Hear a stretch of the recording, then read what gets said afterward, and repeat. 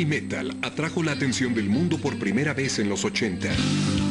Quiet Riot llegó al número 1 y prácticamente todas las bandas con sus carismáticos líderes y una balada pegajosa llegaron a conseguir un gran éxito. Pero no se suponía que el metal fuera lindo y muchos chicos llegaron a resentir la imposición de ese estilo. For me, it was more about the music than getting laid. I'd rather have a great riff and a great song and feel good about it than just have my... Y se organizó la resistencia. Rechazaban el brillo y enfatizaban el mal como Sabbath y hablaban de violencia como Iron Maiden. Este movimiento era el thrash y 4 bandas rápidamente llegaron al estrellato. De Nueva York, Anthrax.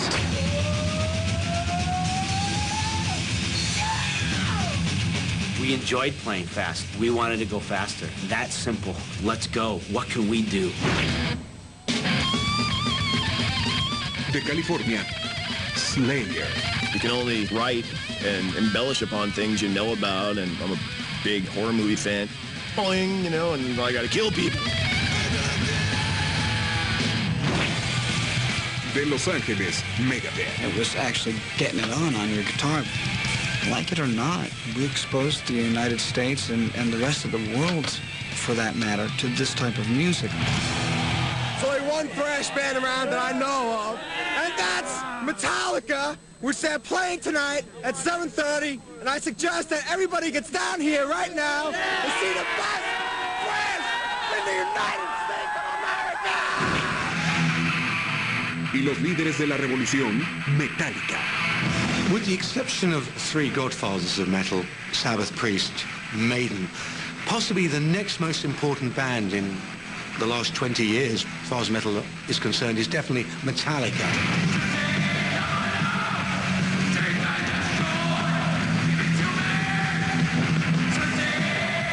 What Metallica did was combine new wave of British heavy metal with punk.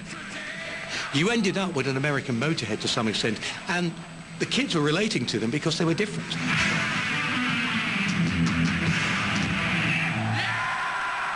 Every time they came out with a record, it was just miles ahead of where everybody else was. Whatever combination they had, I think, between Lars and James, I mean, those two are, I mean, they're the Mick and Keith of metal. Lars Ulrich y James Hetfield eran 2 chicos con pasados diferentes que compartían la misma pasión por el metal hardcore y odiaban lo que el glam ofrecía. Juntos organizaron una revolución detrás de las líneas enemigas, Los Ángeles, California.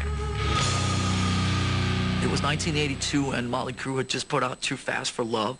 I remember one night out in front of the Troubadour, we're standing there in our Iron Maiden t-shirts, and it was like, after a couple of, you know, cold sort of Schlitz malt liquors or whatever, it was like, you saw like Nicky and Tom, it was like, Motley Crue. I remember like Nikki Sixx started chasing after me, and the one thing I could do, because, you know, 5'6" of me, I could like run faster than he could in his 16-inch platform boots, so it wasn't a contest there.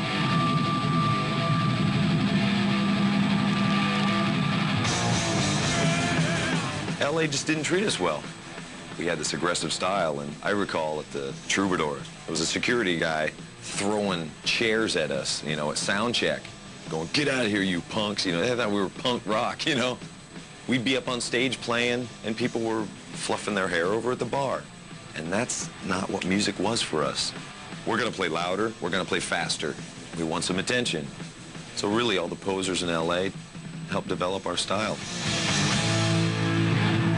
This one is gonna kill all the fake people out there, all the posers.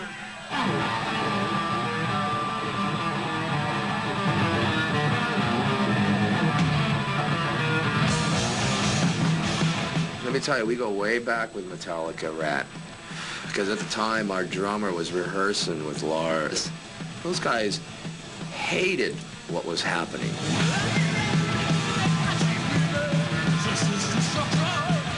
But I remember back then, James going, "Dad, we won't play with them. Those guys, Dad." And it was like, well, why? Aren't we all one happy, big metal family? No. They're the next breed. He was like, here we are, there is no bull playing what we feel and playing what's in our hearts, and we don't give a what we look like or smell like or play like.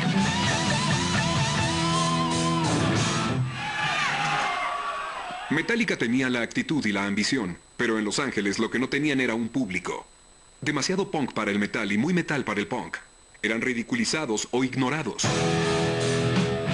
En 1983, cuando el metal pegajoso ya estaba en las listas de popularidad, la banda se mudó a San Francisco. En ese año, Metallica lanzó su disco como un reto para las bandas glam de todos lados. Su título, Kill 'Em All. We were gonna call the album Metal Up Your Ass, but the damn record companies would not take it. So I want you all to repeat after me. Metal Up Your Ass!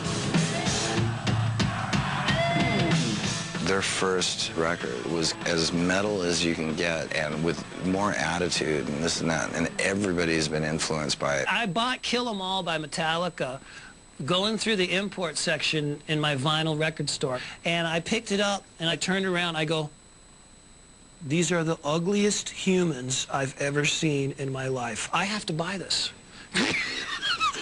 I think like James had like a wart on his cheek and Lars, and I go, man, this is definitely not a glam metal band.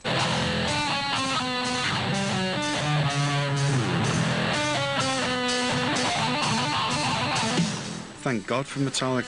They were the best thing of the 80s, I thought. Brought it back to the spirit of Sabbath. You know what I mean? It's like if we started it, then they reinvented it. La antorcha había cambiado de manos y durante los 80 Metallica lanzó sus discos clásicos. Aunque no pudieron superar a Motley Crue ni Poison en ese tiempo, lograron credibilidad.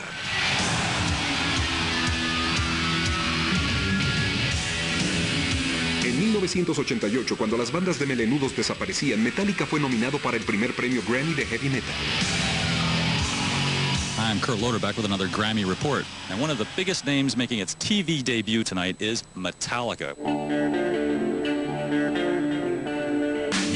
I mean, it was just mind-boggling. Sitting up there and looking at, Stevie Wonder sitting down there and, Michael Jackson and, it was just like, wow. El metal estaba por tener un lugar en los Grammys. ¿Y el ganador fue? Jethro frickin' Tull wins. Jethro Tull has never been a metal band. At that point, I don't even think they were really a band. It didn't dent the evening at all. It was more like a week later when the storm and the backlash and all that was like, Metallica got robbed. After hearing, 500 people tell you that and reading in every, magazine and newspaper and publication, Metallica got. It's like you're sitting there going, we got. That sort of cluelessness just continually haunts heavy metal. And there is still, amongst a lot of people in the press, this elitist attitude. Heavy metal has never, ever been given the respect and credit it deserves. And in some ways, it's probably what makes it so near and dear to the people who love it. Heavy, la historia del metal.